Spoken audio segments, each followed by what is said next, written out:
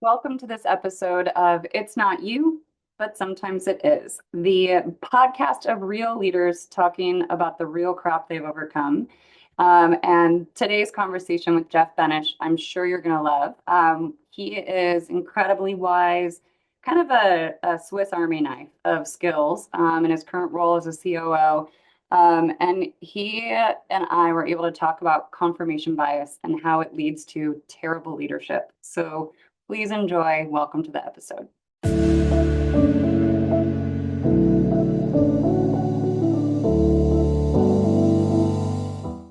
Jeff, thank you so much for being here. I'm really excited to share your wisdom with others. We had a great little introduction call. I'm excited to talk with you today. Thank you. Hey, thanks, Meg. So, can you introduce a little bit more about your role in your current company and a little about how you got there, Jeff? Yeah, absolutely. So I'm currently Chief Operating Officer of Zero Petroleum. We're based in the UK, and I live in Texas. Every good energy company needs a first Texan. But what we do as a company is we provide a truly scalable, renewable resource-based fuel, which existing gasoline, jet, and diesel-powered vehicles can use without any modification. We make this fuel from what you hear about in the press, green hydrogen and carbon capture. And it's also done in a way that minimizes land use impact and is really scalable to any region and the renewable resources which they have, whether that's solar, wind, geothermal, or nuclear-based electricity. For me personally, what I do kind of day to day and month to month is I develop our global production roadmap and work on our business planning. And then for me, this is really about how I bring together the technology that's coming from our engineering labs, the renewable energy resources that are out there in every country, the customer demand for low carbon fuels, project engineering, and then the financing to make this all happen. Okay. Yeah. So, just a simple job. I'm sure you only work an hour or two a day and then just eat bonbons. I joined a startup after spending a lot of years in corporate America. And so one of the tests for myself was, I had done some startups when I first started off in my career. And then coming back to it after over 20 years, I was like, can I still do this? Do I still have that drive to drive your own schedule and work 7 days a week? And that was actually one of the interesting tests for myself. Beyond the skills in the job is really that will to go the extra mile in the way that you have to in a really small company. Yeah, exciting, but it's also really exciting. And it sounds like the work you're doing is really meaningful. Absolutely. Um, Get to do something interesting and try to leave the world a better place for everyone's grandchildren.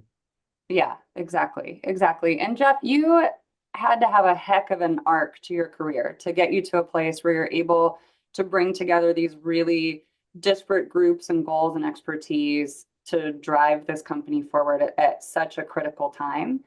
What do you think has been most valuable to you in your career path up until this point to prepare you for this kind of a role?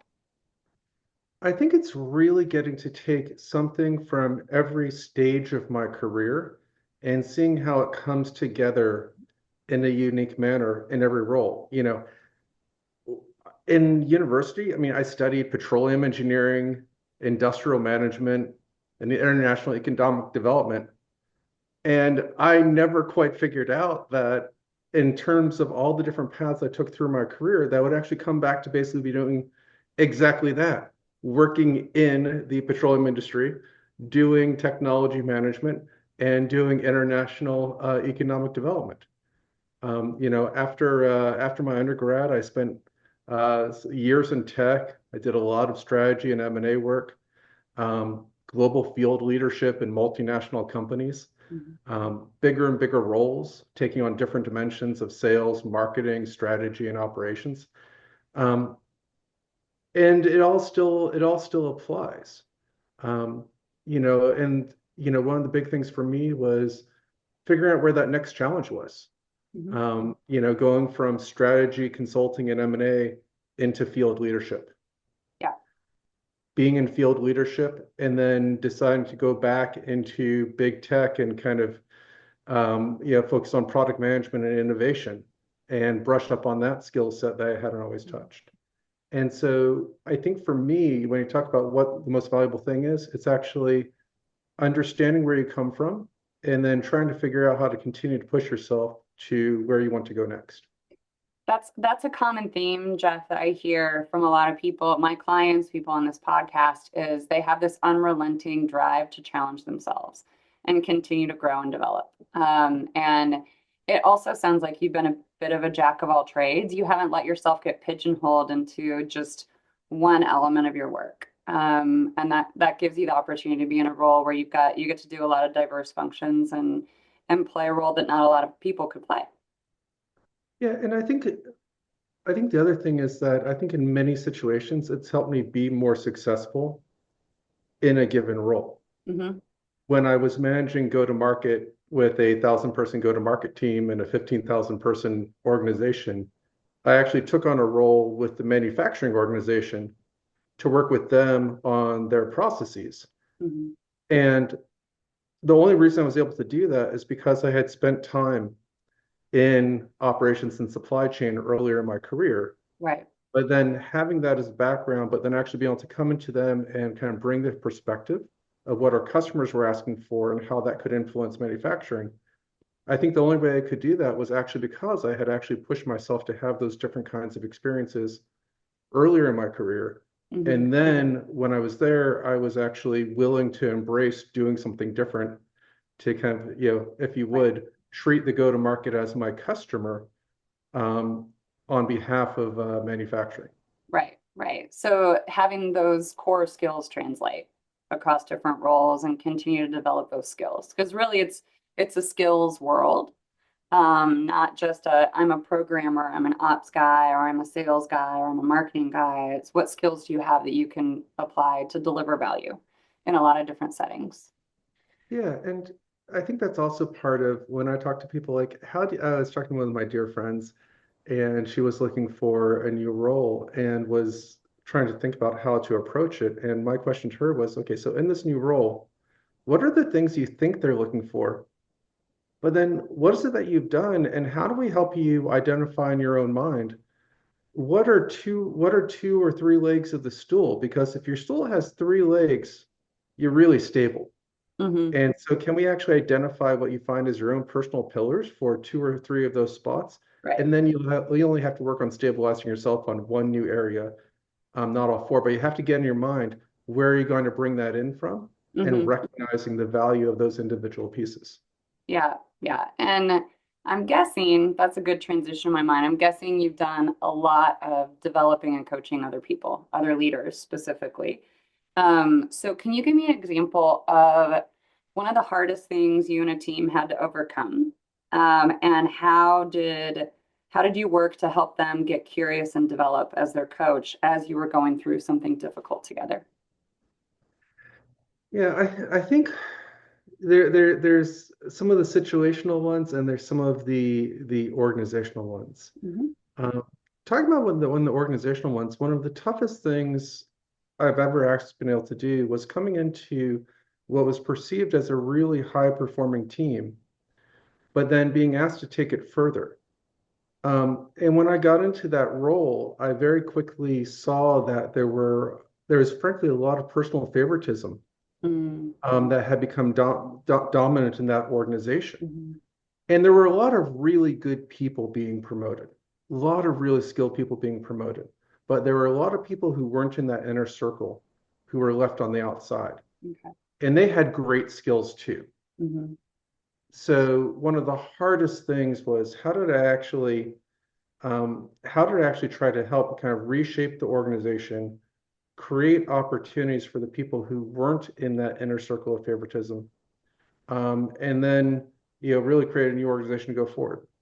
And I don't think there's any way to do this in a way that leaves everyone happy.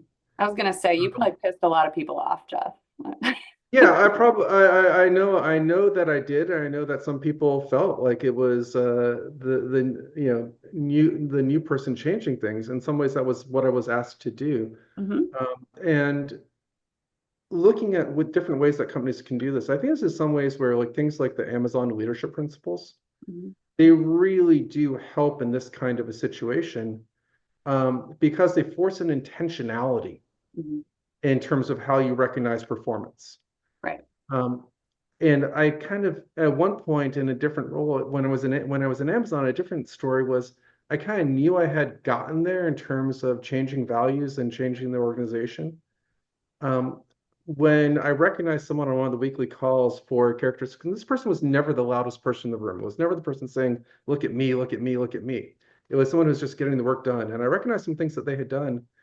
And after that call, team call, I actually had, I think, three different people call me and specifically thank me for recognizing one of the quiet people and Yeah. seeing in that and looking beyond the people who were seeking attention and call out the people who weren't. So I think in these ways of how do you drive value, it's having that core of what you're looking for. Yeah. Yeah. So, you're kind of getting into the realm of culture, right? We have these values and principles that we share that guide our decisions, and that really affects the culture. And you've done some cultural turnarounds in your career. So, can you tell me about, well, first I have to say that quote that culture eats strategy for breakfast, right? And there are times where we have the best laid plans and frankly high-skilled teams, but culture is derailing the team. Can you give me an example of a situation you've experienced that illustrates that, where you had the right goals and the right people, but culture was holding them back, and what did you do about it? Yeah, so there was a big integration that I was doing while I was at Diebold Nixdorf, and we're bringing together two competitors. Hmm. And in the traditional world of, big PMO-led integration, there's a lot of drive to do these 100-day plan, day 100 plans, day 365 plans. And I used to work on these plans myself when I was a consultant. Um, but then when I was actually being in the role, being in charge of global commercial there, when I actually went out to talk to the field teams, they had a very different ask. Their ask was, how do they get ready to sell on day one? I said, don't talk to us about day 100 plans. They want to get out there and do their job. Yeah. And so how do we as a management team actually move as quickly Hmm. as the people who are actually doing the job Hmm. want to move themselves? They want to get back out there with customers. Hmm. And so I think sometimes when you talk about culture eating strategy, we could have built a really big strategy. Instead, it was let's get it done Yeah. and start running. Yeah. Um, but what I think that means is sometimes when we say, culture eating strategy for breakfast, execution eating strategy, at the end of the day, it's knowing that at the end of the day, the people in the field want to execute Exactly. and they just want clarity. Yeah. Yeah. And you may have some pie in the sky strategy that frankly only you care about at the C-suite level. And what they care about is how do I get to be successful and push myself within over the next week or month. Right. Yeah, and I think that concept of what's that C-level strategy versus what the field cares about, it's actually really relevant to something that I know you and I have talked about a little bit before in terms of some of the crossovers between principles of military organizational leadership and civilian world. And one of the most popular management frameworks that helps differentiate between the difference between strategy and tactics. And the military talks about the difference between strategy and tactics a lot. But when you think about it, V2 MOM, right? The visions, values, measures, obstacles, metrics. If we put that in terms of how the military would characterize that, what's our vision? Our leadership, civilian leadership of the country defines that over time. The values are encapsulated in the military oath in terms of how they choose to protect and to serve. Mhm. The measures are what they have in front of them in terms of their ask for that mission. Mhm. The obstacles are what they plan at the actual ground level in terms of how they're going to do it. And then the metrics are what will they know when they've achieved success and what is important to them in terms of the welfare of the team and then being able to sustain the objective. So Mhm. I think that understanding of what is it that the leaders do versus what is it that you need to be able to have the field do are very true.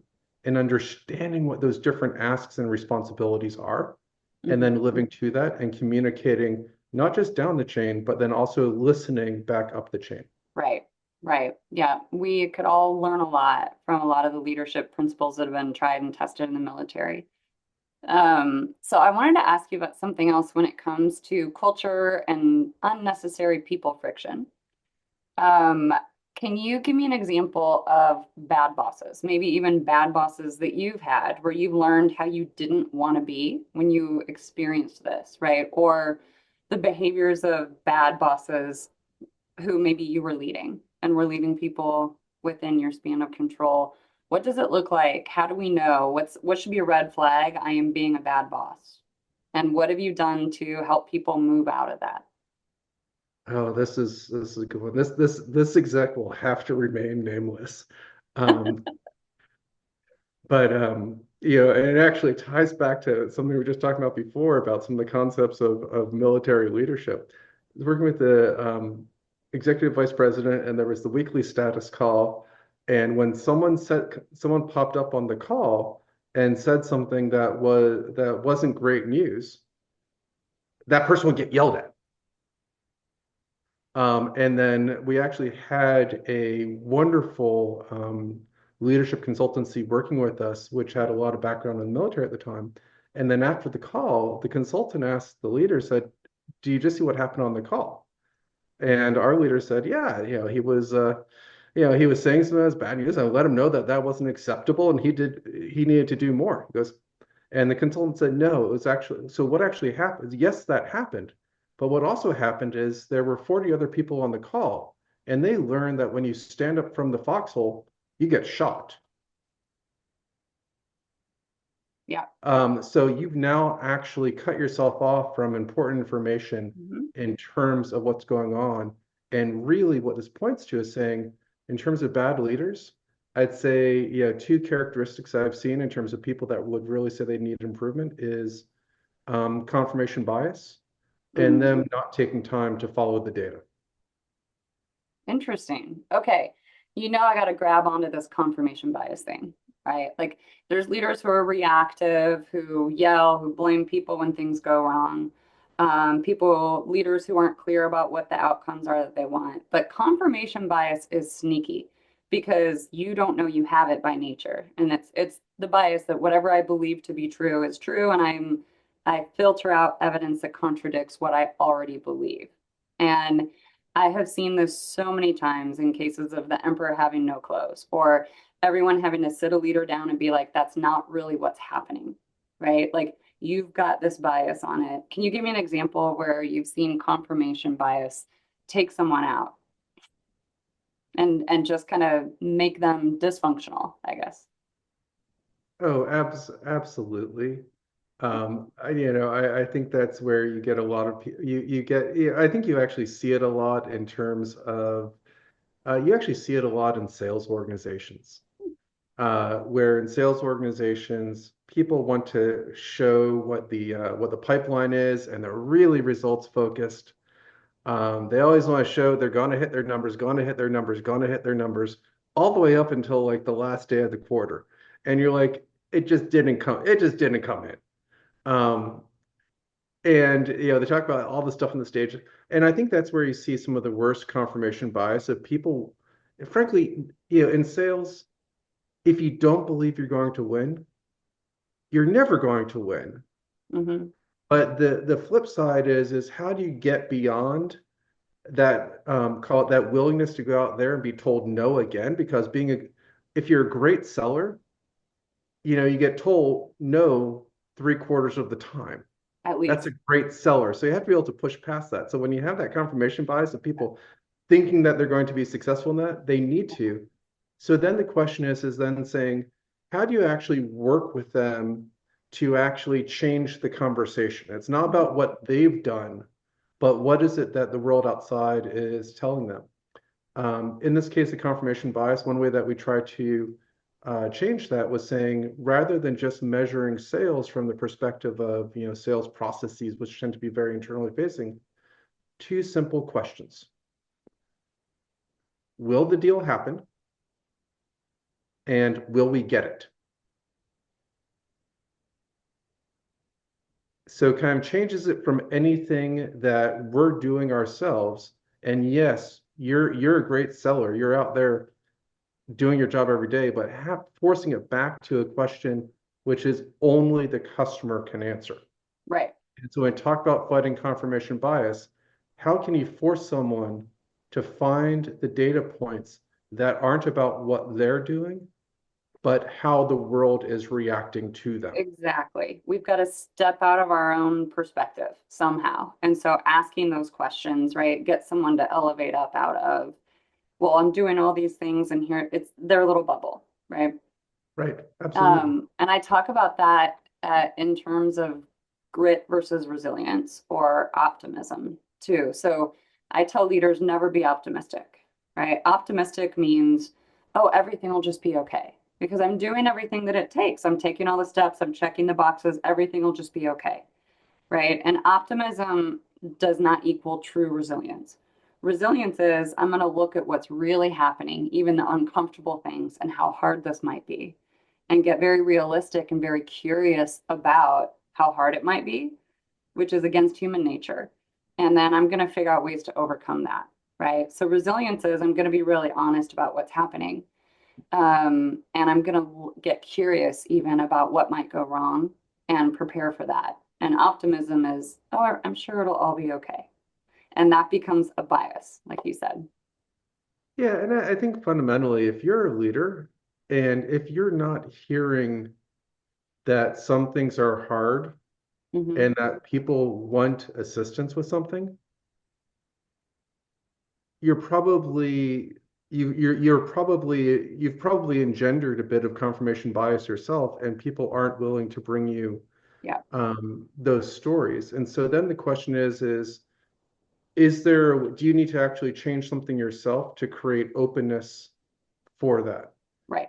Is it the proverbial, like, that time, the time in the car riding to the airport after the meeting, where it's just you and someone, and you can kind of let your hair down a little bit, and you're still in a business world. You're not like at this point on the airplane where you just want to fall asleep, but you're still kind of coming out of it.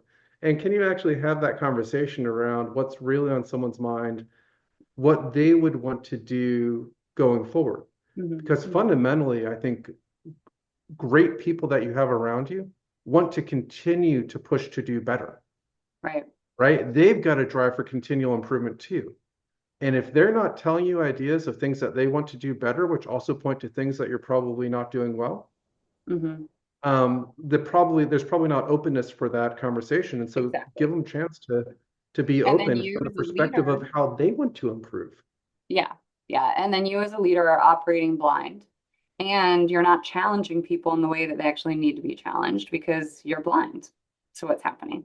And I see that dynamic happen a lot, Jeff. It's some next level wisdom from you to be able to articulate it like that and talk about how you've seen it. I think a lot of us are still trying to get there.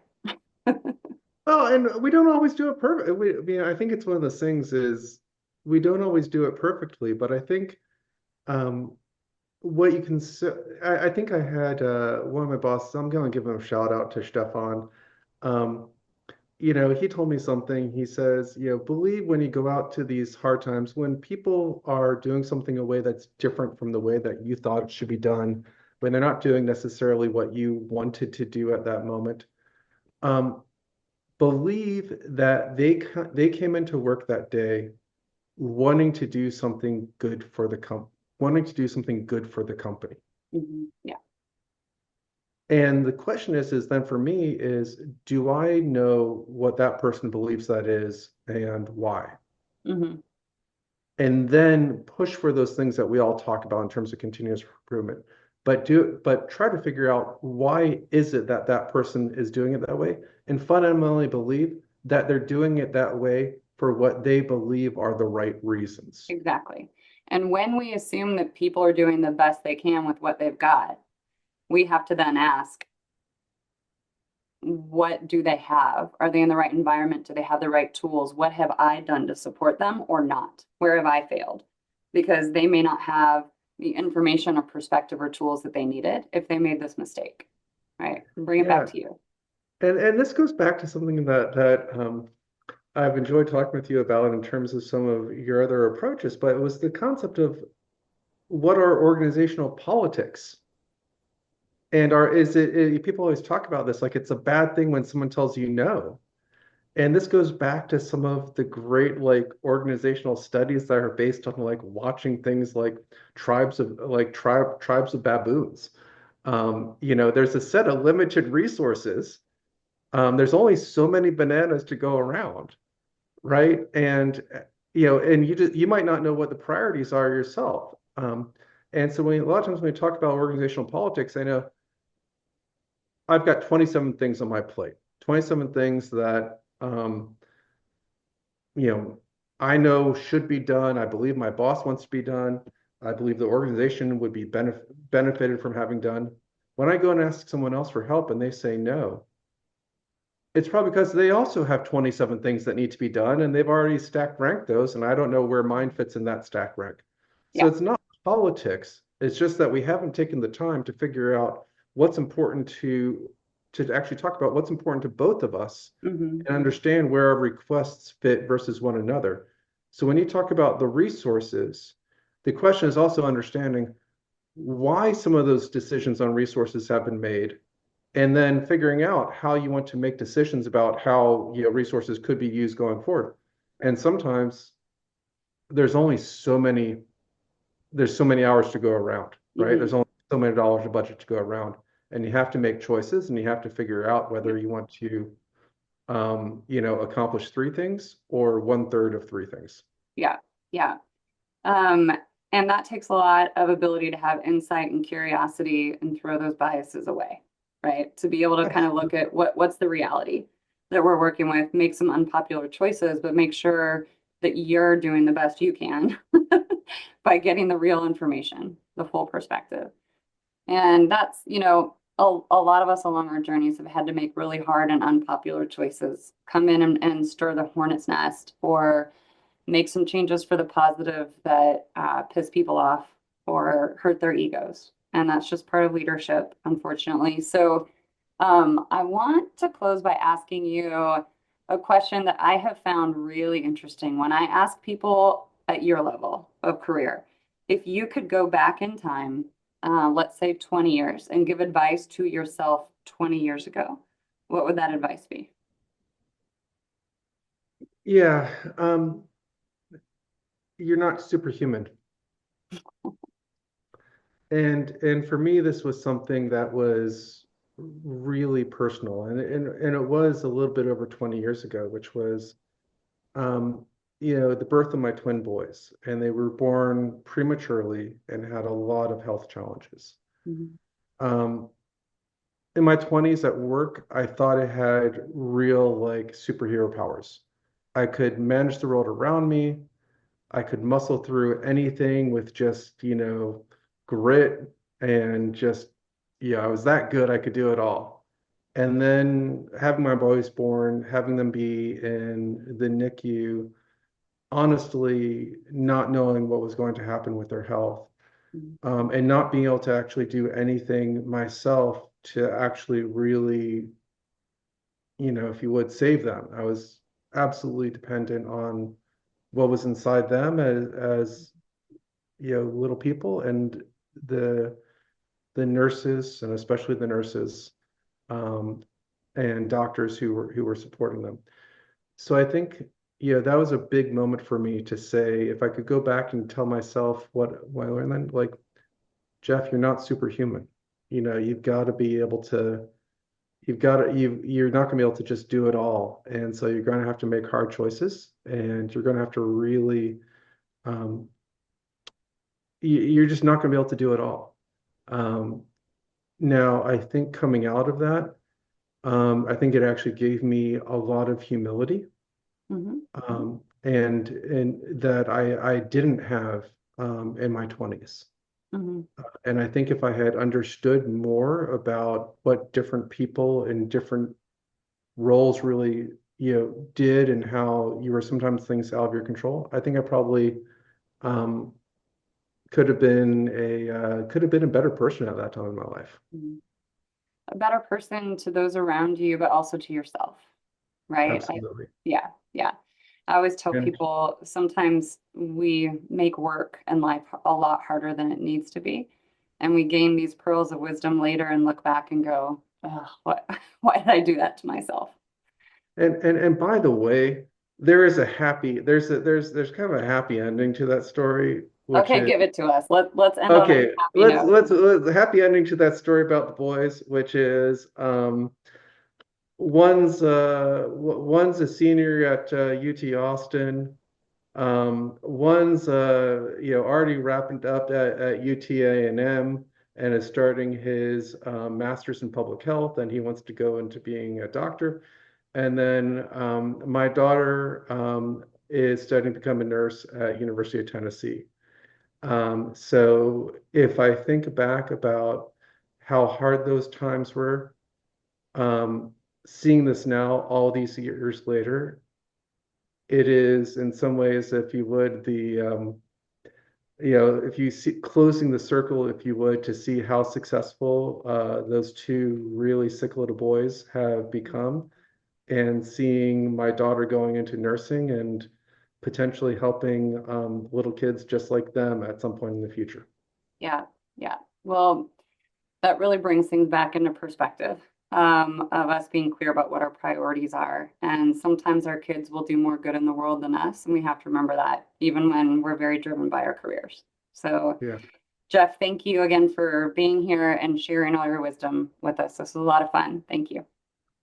All right. Anytime. Thanks, Mike.